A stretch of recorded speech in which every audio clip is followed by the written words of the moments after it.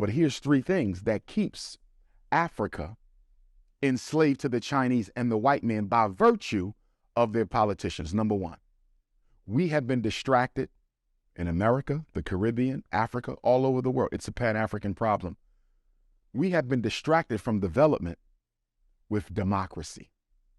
Everybody's focusing on who to vote for. You're not looking at the conditions. What's going to change whether he wins or he wins? Because guess who's financing both of them?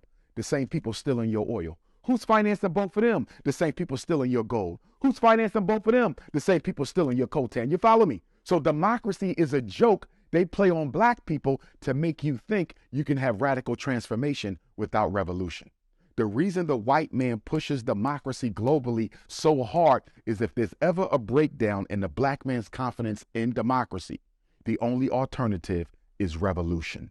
So that's number one. Democracy is a distraction from development. Number two, when I travel, especially Africa, but it's true in the Caribbean also, black people are more concerned with their tribe being in control than they are with liberation from foreign control. Are you following me? I've seen it.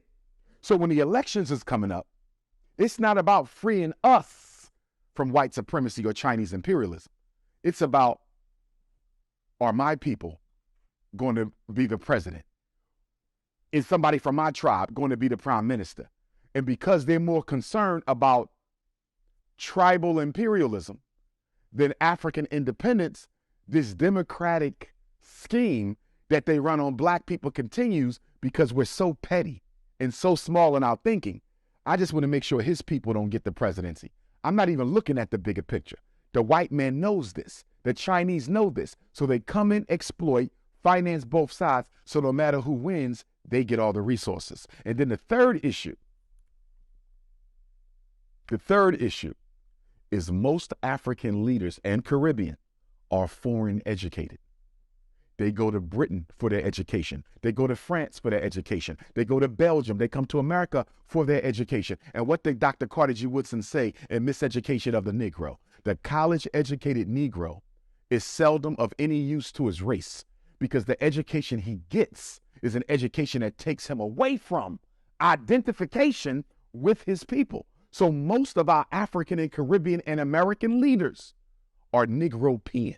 They have an African body, they have a European mind. So the white man and the yellow man are controlling the black man through remote control by virtue of conscious control of the way that he thinks. The entire thought process of the African leader, there's a few exceptions, but for most of them and the Caribbean, the entire thought process is that of a white man.